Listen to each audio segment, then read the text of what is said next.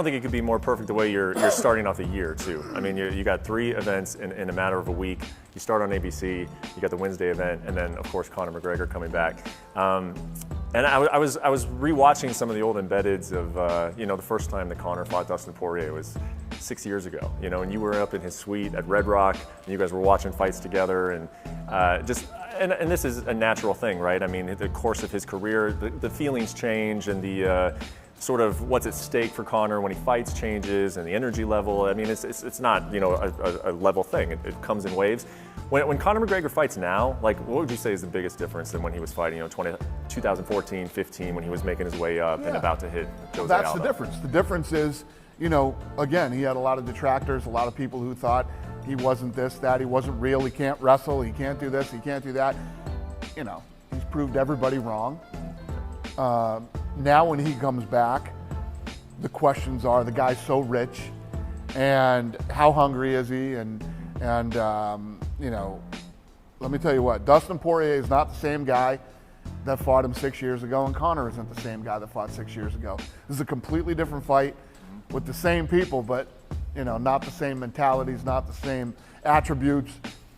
It makes this a completely different fight, and it's a fun one. For sure. And as a promoter, how do you look at Conor now? Do you look at Conor as a guy like, he could be the best 155-pound fighter in the world, and I want to see that. I want to see him get the belt, and I want to see him defend it multiple times. Or do you think that because of everything that you just said, he's a rich guy, he doesn't fight very frequently anymore? As a promoter, do you have to kind of change the way you look at him and how you try to promote fights with him? I'm always about the best fighting the absolute best. And anybody who thinks that Conor McGregor isn't still one of the best fighters in the world, go back and look at what he did to Cowboy Cerrone last year. He is one of the best, and this is a real fight, and he took this fight serious. There's nothing more exciting or more fun than a motivated Conor McGregor when his head is in the right place. And you can tell when he is, and you can tell when he isn't. Yeah. And you can tell right now he's in. And I know previously in his career, you've really had like an inside look at that. Like even if he's training in Vegas, you could be here and actually see him do it. Have you gotten that kind of inside look, or are you basing it on what the rest of us are, that we're looking at his social media and it sure looks good? I've seen everything you've seen. I've seen the social media, but my conversations with Conor, I know when the real Conor's here and the other Conor's here. And believe me when I tell you, the real Conor is here.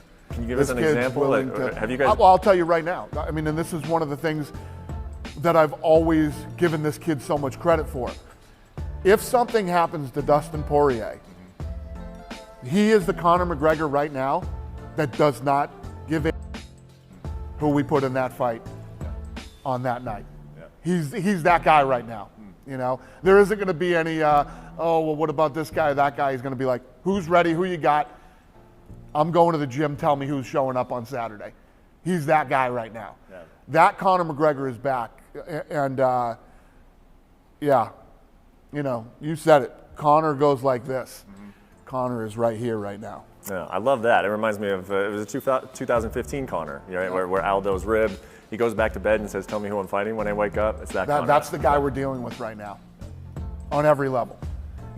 He's hitting me up and asking me questions about the layout of the arena, the walk-in, all these type of things that he's interested in knowing about right now. He's all in on this thing. If you are a Conor McGregor fan and you love everything about Conor McGregor fights, don't miss this one. You're going to see this is the one. You're going to see Conor McGregor on that night. Yeah. Yep. Well, 100%.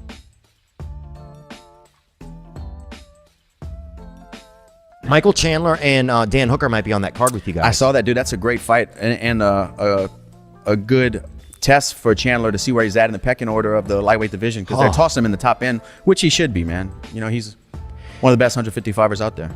He's definitely. I mean, he's a hard worker. I mean, he's done obviously wonderful in Bellator. He's a really nice guy. Dude, I've met him. He actually went out of his way to come shake my hand he said that. Introduce himself, and I was like, man, this seems like a really straight shooter, a really good guy. Man, he's a nice dude. Yeah. And he works so hard. I mean, all of you guys do, especially at your level. I mean, it's your full-time job. Yeah. What do you think about that fight? I mean, you haven't fought in Chandler, but you've gotten to fight Hooker. Do you have any thoughts on that fight? It'll be, I think it'll come down to, I think Hooker beats him on the feet.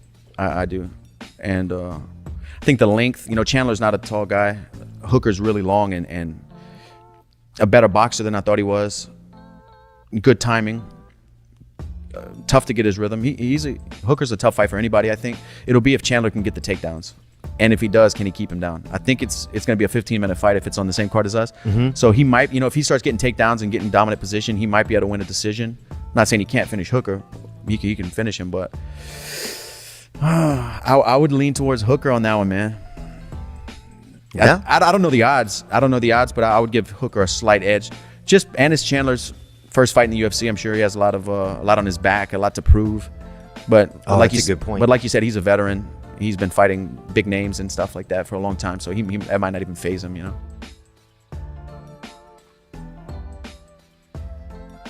You said something about Khabib one time, saying that you thought it'd be impossible for him to ever get stopped. Now, I don't know when you said that, but now that he, has kind of proved that he won his fights, he retired. What's your take on Khabib? Like as far as like his career, that fight with Gaethje, and then now the retirement and ending on top at, with an awesome record like that. Well, I'm still not sold that he's retired. I know that he's adamant about it, and I know that a lot of people say, that it is true. He's going to be retired. I do know that, there had been a lot of talks prior to his dad passing away. And may his dad rest in peace. What a tragedy that was. Yeah. I know his dad wanted to see him get to 30-0. But if this is it, what a career he's had.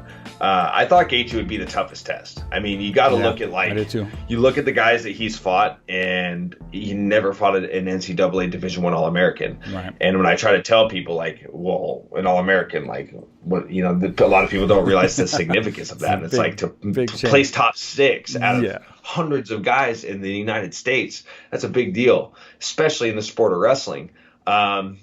So I thought that would be the toughest test. This is going to be the guy that can really. We're going to see if he can stuff Khabib's takedowns. We're going to see what we're going to see what's going to happen when Khabib is forced to stand. He's never been forced to stand up. He can just pick and choose where a fight takes place. And I mean, dude, he passed that test with flying colors. Yeah. I mean, the guys. I was there ringside watching it, and it was to see the guy. It's one thing when you see him on TV, but when you see him that close.